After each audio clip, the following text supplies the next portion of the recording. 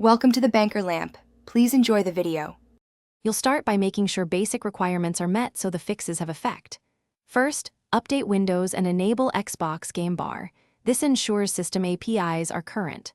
Once done, grant background apps and microphone permissions so Capture can access audio and resources.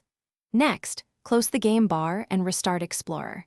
EXE or sign out and back in to clear transient locks. These quick steps remove simple permission and process conflicts and save time before changing drivers or reinstalling components. Now you'll perform the deeper fixes that resolve corrupt app files and driver incompatibilities. Reset or repair the Game Bar app to restore defaults. That fixes broken settings without losing other apps. Then update your GPU drivers because Capture uses hardware encoders and outdated drivers often break recording. If using N or KN Windows editions, add the Media Feature Pack. Finally, remove and reinstall Xbox Game Bar from the Microsoft Store and run WS Reset to clear the store cache. Finish by testing a short recording to confirm success. Pick lower resolution and 30 frames per second to reduce variables and check disk space.